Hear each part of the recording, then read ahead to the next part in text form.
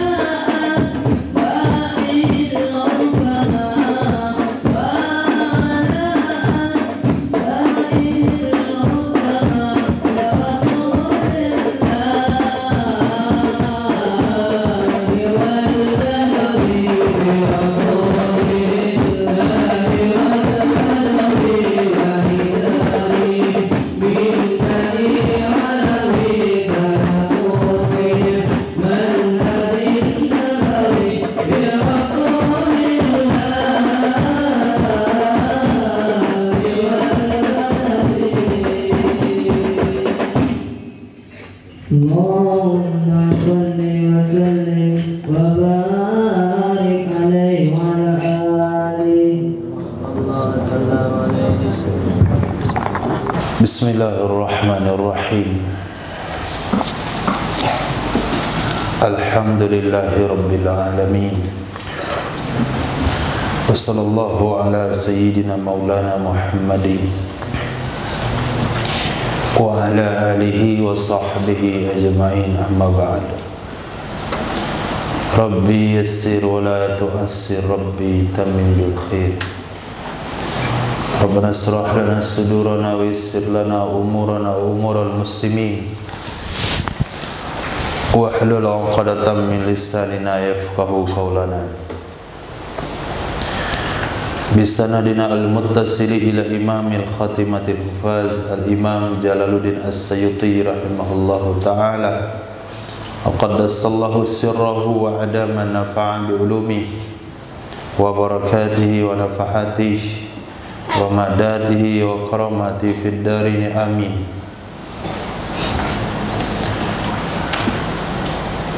Hadis 5805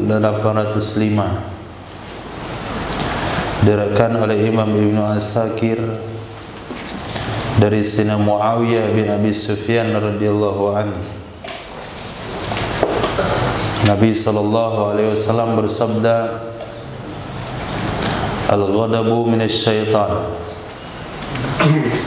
Marah itu dari syaitan.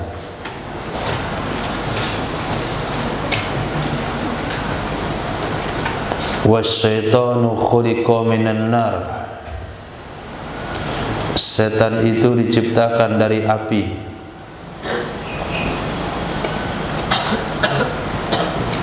Wal ma'u yutfi'un nar. Dan air itu akan memadamkan api. Yutfi'u akan memadamkan, an-naro akan api. Fa idza ghadiba ahadukum, maka apabila marah oleh salah seorang kalian, falyaghtasil, maka hendaklah ia mandi. Kalimat hendak keluar daripada lam yang sakin, itu disebut lam amar. Lam amar masuk di fi'il mudhari' tasrif 1 sampai 6 disebut amar ghaib. Maka hendaklah dia mandi. Kalau amar hadir, kamu, hendaklah kamu mandi. Maka amar hadir tidak pakai fi'il mudhari', dia lafaz tersendiri.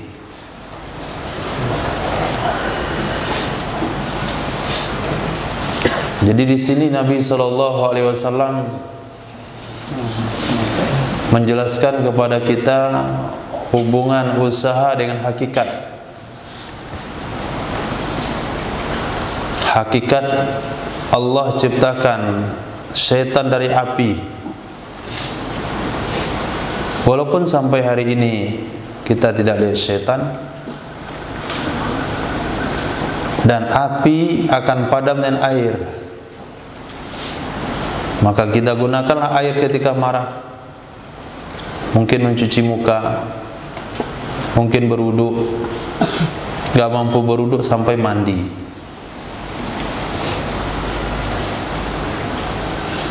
Menggunakan air wudu itu zahir. Sementara Allah ciptakan syaitan dari api itu hakikat. Maka kalau sekiranya kita hubungkan perkara zahir dengan perkara hakikat, perkara zahir dengan asal usul sebuah kejadian, itu sangat logika sekali. Allah ciptakan tanam-tanaman pada hari, Allah ciptakan tanam-tanaman pada hari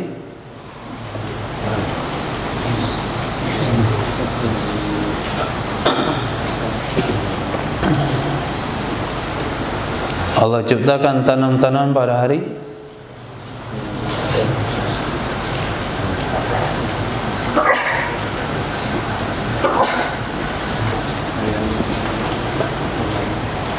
coba lihat hadisnya, hari apa? Allah ciptakan langit, Allah ciptakan gunung, Allah ciptakan tanam-tanaman, Allah ciptakan manusia, Nabi Adam, yaitu pada hari Jumat. Maknanya Jumat adalah harinya manusia.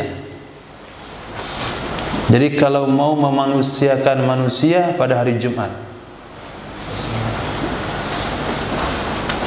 kalau mau kembali kepada hakikat manusia pada hari Jumat, hari Senin. Coba baca hadisnya. Ini kita mau melihat asal usul kejadian dengan alam zahir yang harus kita lewati. Baca. Khalaqallahu turbata yawmas sabti wa khalaqa fiha al-jibal yawmal ahad. Allah ciptakan tanah pada hari Sabtu. Jadi kalau mau menggarap tanah, turun ke sawah, buka ladang, pokoknya urusan sama tanah itu hari Sabtu. Kemudian hari Ahad Allah ciptakan gunung. Kemudian Allah ciptakan pohon pada hari Senin. Kalau mau nanam padi, kalau mau nanam pohon-pohonan pada hari Senin.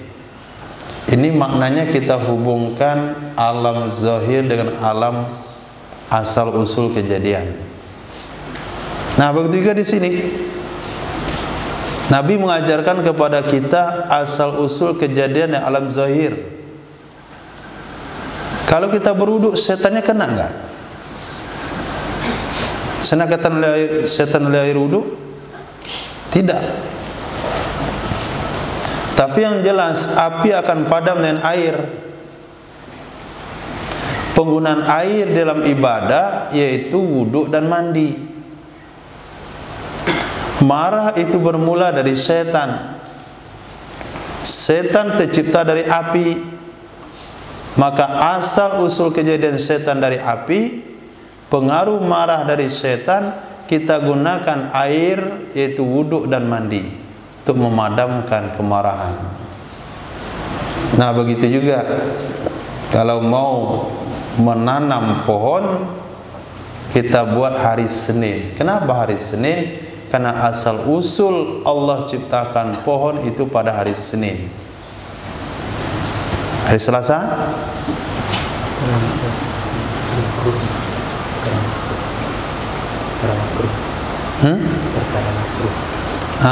Perkara makruh.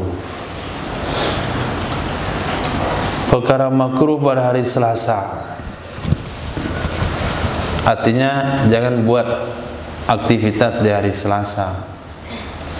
Tapi kalau perkara-perkara yang enggak bagus, enggak ada masalah hari Selasa. Bersih-bersih, buang sampah, bangun WC. Nah, hari Rabu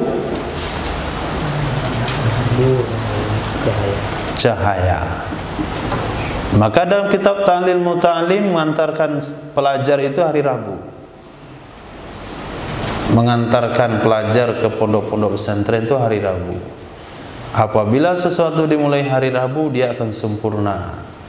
Kita buatlah tes penerimaan santri itu hari Rabu. Kenapa? Karena cahaya hari Rabu.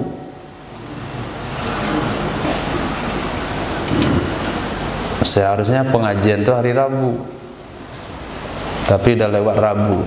Yang jelas orang datang ke sini hari Rabu untuk pengajian, walaupun sudah malam Kamis. Nah, karena Allah ciptakan cahaya pada hari Rabu. Mukamal hari Rabu banyaknya.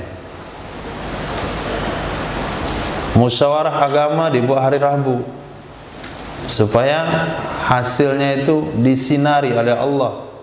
Kenapa pilihan Anda hari Rabu? karena Allah ciptakan cahaya pada hari Rabu.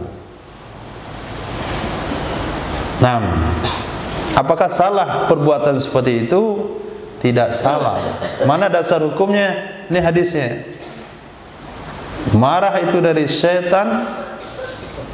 Setan itu tercipta dari api. Maka air bisa memadamkan api. Maka kalau seseorang marah, hendaklah gunakan air dalam saat dia marah dengan cara berwudu atau dengan cara mandi. Berarti Nabi mengajarkan kepada kita menyikapi kehidupan dengan melihat asal usul kejadian. Maka begitu juga ketika seseorang merasa sedih, maka bukalah bajumu, baju saja, dan tidurlah di atas tanah tanpa alas. Tidur di atas tanah itu, maka antum akan merasa dikasihani, kesedihannya akan hilang. Kenapa? Karena asal usul manusia dari tanah. Ketika dia merapat ke tanah, dia merasa kembali kepada pangkuan ibu pertiwi. Nah, tidur nyaman kali di tanah. Coba lihat anak-anak kecil, senangnya kok main tanah. Kalau main api terbakar, main tanah.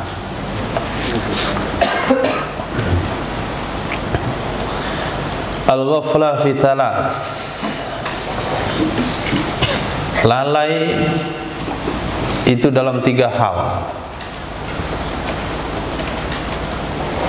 An zikrillah, dari mengingat Allah Subhanahu wa ta'ala. Itu satu, lalai. Perut lapar, lauk enak, lupa bismillah. Kawan bersin, baca alhamdulillah, lupa yarhamukallah. Lihat perkara yang indah, lupa masya Allah.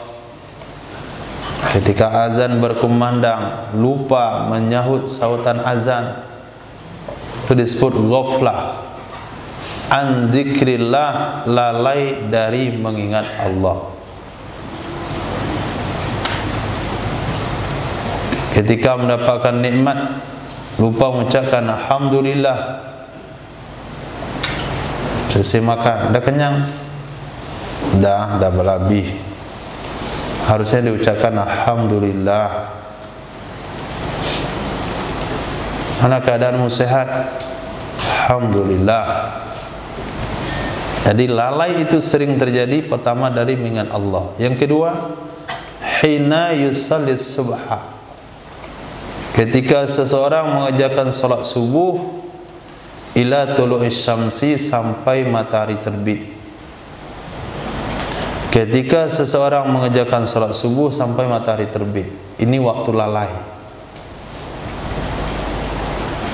Jarang yang menggunakan untuk zikrullah, kecuali pelajar agama. Itu waktu digunakan untuk zikrullah.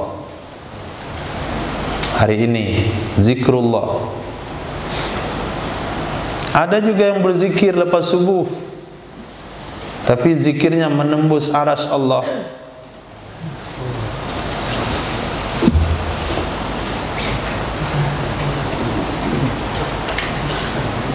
Nah, banyak saudara-saudara kita menunggu waktu isyraq, duduk ke kiblat, tasbih di tangan, tapi zikirnya zikir nafas, tidak lagi zikir lisan.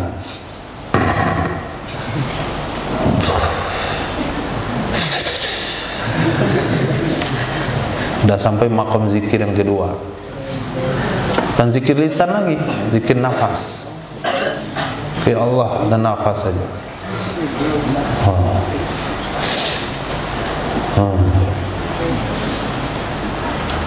Kapan?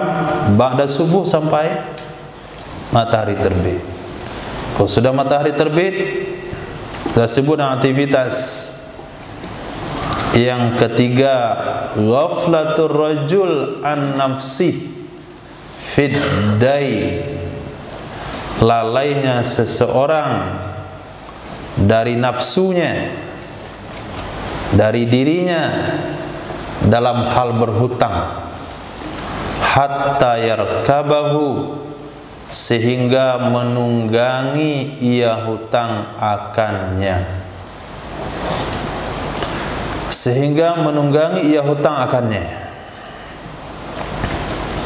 Lalai keasikan berhutang, tambah lagi, nggak nyadar bangkrut, lepas itu disita semua aset, tangan yang di dagu.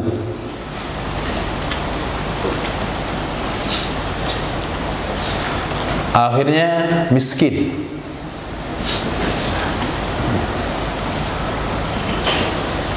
Lupa, lalai mengendalikan nafsu, lalai mengendalikan keinginan daripada memperbanyak hutang. Akhirnya terlilit hutang. Rasa-rasa masih sanggup, tambah lagi. Hutang ke bank sini bangun itu, hutang bank sini beli ini, hutang sini bayar itu. Gak tahu bunganya berlipat ganda. Akhirnya satu persatu aset kekayaannya diambil, dan dia jatuh miskin. Itu kelalaian manusia. Sering manusia lalai daripada hal-hal itu. Walaupun kelalaian itu banyak. Tukang cari pensil, cari pena, mana tukang kayu? Cari pensil di mana-mana. Sampai dia cari 10 menit, pensilnya di telinga. Lalai juga. Bahasa orang Minang mencari kadui basandang. Sesuatu itu ada pada dirinya, tapi dia cari. Itu lalai. Enggak banyak, enggak sering. Tapi yang sering ini 3 hal ini.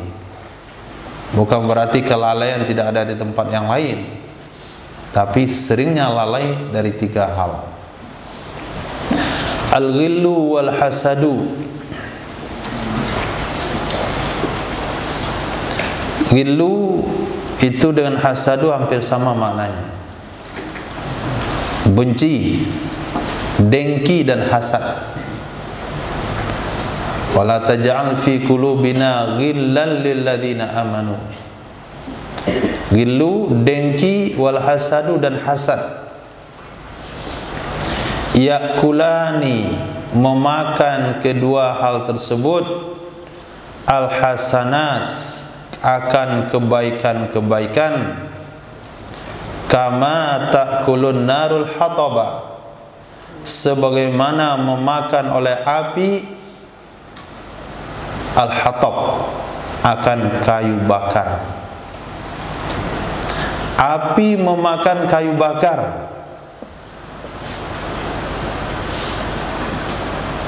Ya memang kayu itu untuk dibakar. Kalaulah dikatakan api membakar kain basah, antum yang berserak itu agak susah api membakar. Api membakar hutan, mungkin ada yang disisakan. Tapi kalau api membakar kayu bakar, itu nggak ada yang tersisa. Akan berubah menjadi bara, bara akan berubah menjadi arang, arang akan berubah menjadi abu, ludes tanpa sisa. Seperti itulah dengki dan hasad memakan kebaikan. Tahu hasad itu apa? Tahu mana hasad? Tahu mana dengki? Senang ketika orang susah, susah ketika orang senang. Itu hasad. Kalau orang susah dia senang, syukur dia kayak gitu, supaya dia tobat. Itu hasad yang syar'inya itu. Enggak boleh hasad dilapisi dengan alasan-alasan agama. Baguslah dia kayak gitu, supaya dia kembali kepada Allah. Kamu sebetulnya dengki, tapi supaya dengkinya enggak ketahuan, dibungkus dengan alasan-alasan syar'i supaya dia kembali kepada Allah lah, supaya dia tobat dan macam-macam. Sebetulnya dia itu udah dengki dari awal. Pas orang yang didengkinya mundur, pas orang yang didengkinya terjatuh, maka dia bergembira. Itu disebut hasad. Hasad itu tidak boleh kepada muslim. Hasad dengki kepada orang kafir boleh-boleh saja. Ketika diberitakan kepada Nabi SAW meninggalnya seorang kafir, Nabi katakan, alhamdulillah, Allah telah selamatkan orang Islam dari malabahayanya. Yang enggak boleh itu ghillal lil ladzina amanu. Jadi kalau kita dengar kehancuran dari sebuah negara kafir, lalu kita senang hati, itu hasad yang dibenarkan. Atau hal itu tidak dikatakan hasad. Nah, itu tidak masuk kategori hasad. Karena yang enggak boleh itu dengki kepada orang Islam.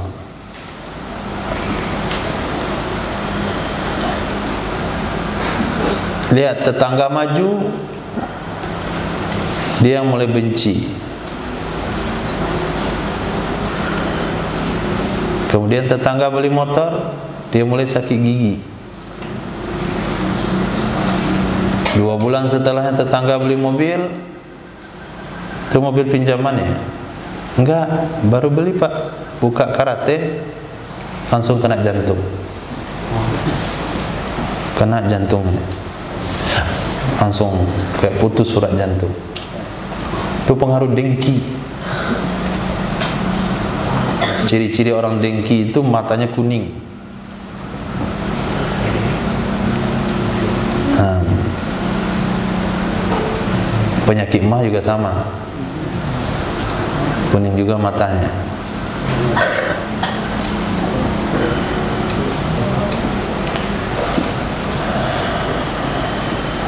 Nah, lal hasada illa fisnatain. Tidak boleh dengki kecuali 2 hal saja.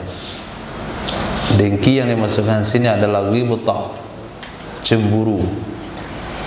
Tidak dianjurkan cemburu kecuali dalam 2 hal. Seseorang yang Allah berikan ilmu agama Al-Quran, lalu dia baca siang dan malam. Yang kedua, orang yang Allah berikan harta kekayaan, lalu dia infakkan siang dan malam.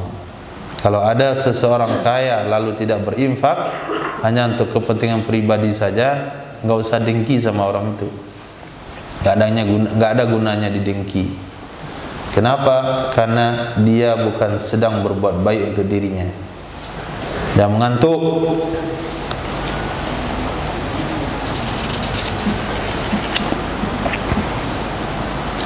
Al-ghallatu bid-daman. Hasil itu dengan tanggung jawab. Kata Imam Abdul Rauf Al-Manawi, hadis ini semana dengan al-kharaju bid-daman. Hasil itu dengan tanggung jawab. Seperti hadis yang diriwayatkan kemarin dalam kitab Sunan Ibnu Majah dalam bab jual beli, ketika seseorang membeli hamba sahaya, setelah hamba sahaya dipergunakan, dimanfaatkan, lalu ditemukan hamba sahaya itu ada aibnya, ada cacatnya,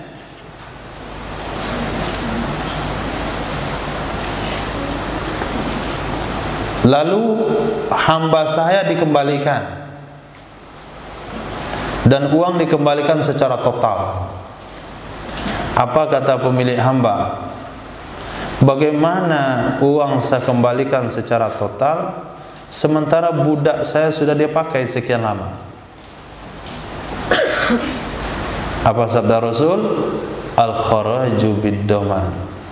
hasil yang dia dapatkan dari budakmu itu bayar, itu sebagai ganjaran, sebagai imbalan dari tanggung jawab dia kepada budak itu. Yang memberi makan dia, yang mengurus dia. Kalau budak itu mati, berarti matilah hak dia.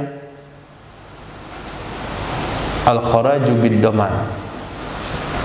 Ketiga, kalau kita beli pohon, satu kebun mangga, setelah beli mangga satu kebun dan kebun-kebunnya, kemudian dengan kesepakatan mangga itu berbuah 2 kali dalam 1 tahun. Ternyata ketika dia beli, kemudian dia panen, lepas itu nggak berbuah-buah lagi mangganya, dikembalikan karena tidak sesuai dengan kesepakatan. Maka hasil mangga tadi tidak bisa diminta ganti rugi. Uang saya kembalikan secara utuh. Mana dia mangga yang kamu panen kemarin? Jawab dengan hadis ini, al-ghallah bid-daman. Hasil yang saya petik kemarin itu imbalan dari tanggung jawab saya sebagai pemilik pohon ini waktu itu. Al-ghallatu bid-daman sama dengan makna hadis al-kharaju bid-daman. Nah, dia beli motor, sudah dipakai 1 bulan. Dari 1 bulan pemakaian dia pakai untuk ojol. Apalah hasil? Ternyata motor ini rakitan, nggak sesuai nomor-nomor mesinnya. Akhirnya motor dikembalikan, uang dikembalikan secara utuh. Sesuatu yang dihasilkan dari motor itu tidak wajib diserahkan, itu sebagai imbalan tanggung jawab si pembeli kepada motor itu tersebut. Al-ghallatu bid-daman. Al-ghina'u yumbitun nifaq. Bernyanyi itu akan menumbuhkan nifaq di dalam hati. Al-ghina'u bernyanyi, yumbitun nifaqa itu akan menumbuhkan kemunafikan, fil qalbi dalam hati. Kama yumbitul ma'ul baqla, sebagaimana menumbuhkan oleh air akan sayuran.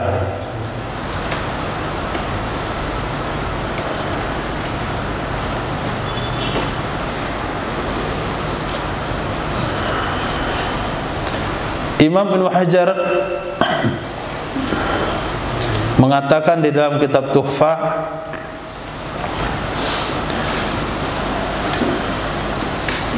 dimakruhkan bernyanyi tanpa alat. Makruh bernyanyi tanpa alat. Dan makruh mendengarkan nyanyian tanpa alat.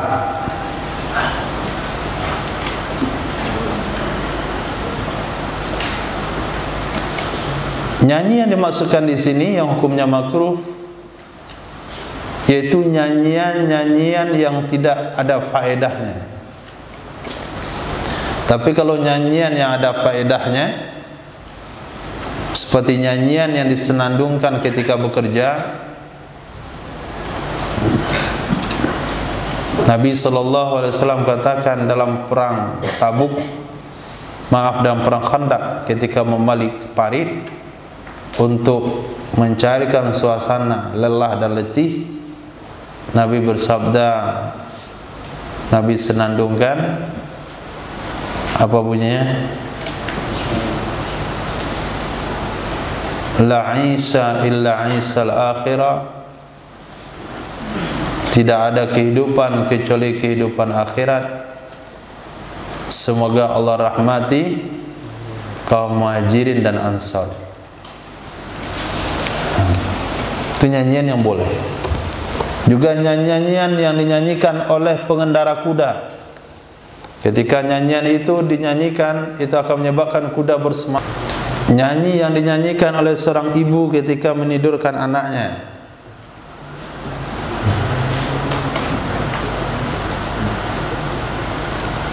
atau nyanyian yang mendekatkan seseorang, yang berisi materi-materi pendidikan, yang berisi motivasi-motivasi, atau targiban-targiban. Nah, selimut putih mengingatkan kepada kematian, atau termasuk nyanyi Indonesia Raya yang dinyanyikan pada tanggal 17 Agustus. Itu bagian nyanyi yang boleh dinyanyikan tanpa musik. Tapi apabila nyanyian tersebut membangkitkan nafsu syahwat, maka hukumnya haram walaupun tanpa musik. Hukumnya haram walaupun tanpa musik. Haram menyanyikannya dan haram mendengarkannya. Tapi apabila nyanyian tersebut tidak memiliki faedah, dan tidak memiliki mudarat, maka menyanyikannya hukumnya boleh, tidak ada masalah. Tak tuntung kalamai jagung, bare solo, lama rasanya, itu mubah tanpa musik.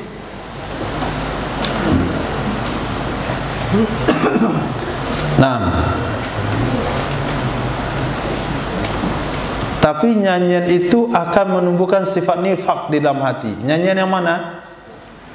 Nyanyian yang mubah, dan nyanyian yang makruh, dan nyanyian yang haram. Ini yang akan menumbuhkan sifat nifak di dalam hati, sebagaimana air menumbuhkan sayuran. Artinya sangat subur sifat nifak kalau sampai seseorang itu senang bernyanyi, termasuk mendengarkannya. Beda sama terdengar. Kalau terdengar tidak. Di mobil misalnya, ke kepala. Di mobil umum, ada musik diputar, kita nggak setuju, kita nggak suka, tapi terdengar. Perasaan pengen mau mematikan, perasaan ingin menyampaikan, nggak usah dibunyikan, tapi nggak sanggup karena pertimbangan-pertimbangan yang lain, dan dia sama sekali tidak menikmati dan tidak menyukainya.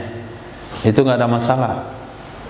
Tapi kalau ada sifat istima', ada tuntutan mendengar serta menikmatinya, awal-awalnya memang dia agak senang, lepas itu bergoyang juga lututnya, nah berarti sudah, itu dia ada istima'. Ada tuntutan mendengar, itu akan menyebabkan munafik, sifat nifak akan muncul di dalam hati. Hadis yang sama dibawa, al-ghina'u yumbitun nifaq. Nyanyian itu akan menumbuhkan kemunafikan fil qalbi, di dalam hati, kama yumbitul ma'uz zar'a, sebagaimana menumbuhkan oleh air akan palawija. Zar'a palawija. Kalau yang lain sama dengan di atas hadisnya.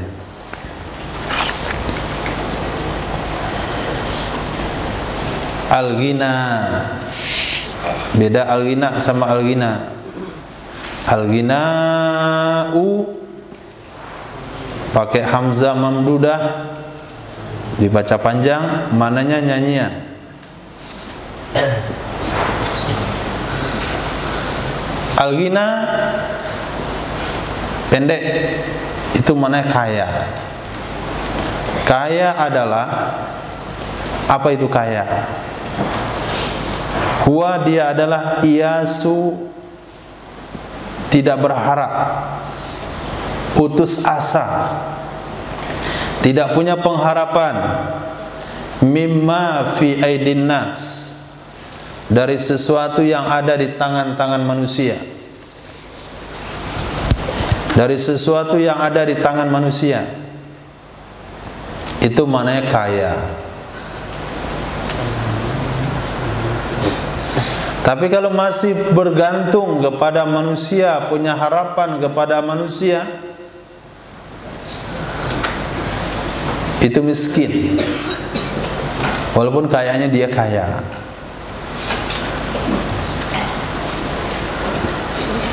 Maka untuk memunculkan sifat kaya, yaitu dengan cara memunculkan sifat tawakal kepada Allah Subhanahu wa taala. Ta'alluq hanya kepada Allah. Menggantungkan harapan hanya kepada Allah Subhanahu wa taala. Tidak bergantung dengan apa yang ada di tangan manusia. Karena kalau dia bergantung kepada sesuatu yang ada di tangan manusia, dia akan menjadi budak manusia tersebut.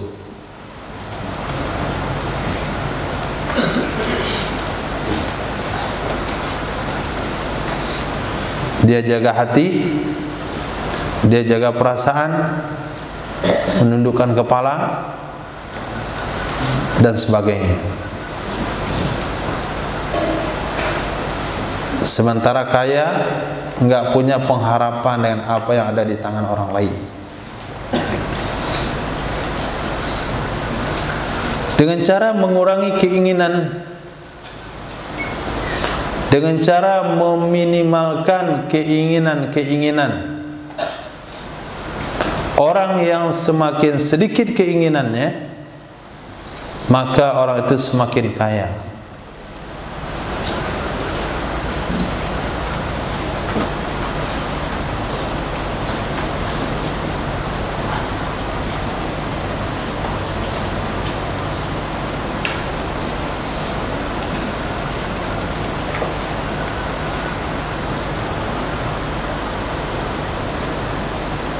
Kalau ada yang mengantuk berdiri. Enggak usah tambah sampai jam 9.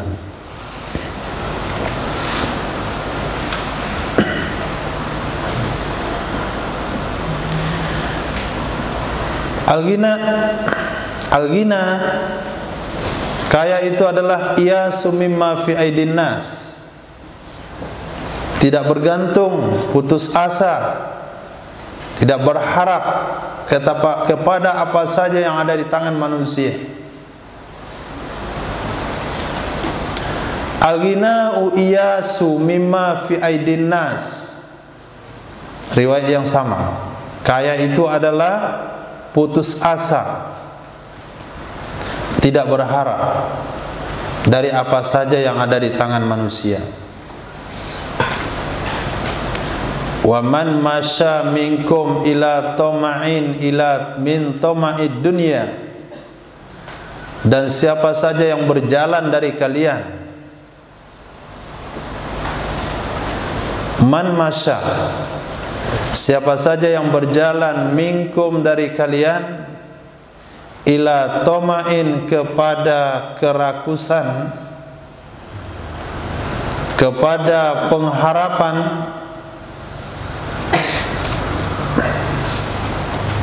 min toma'id dunia, daripada pengharapan dunia,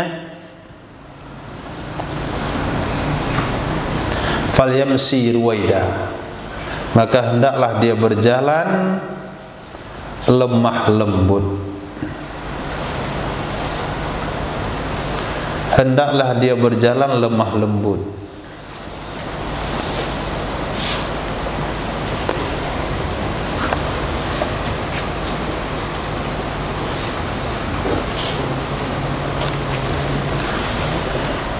Jadi kalaupun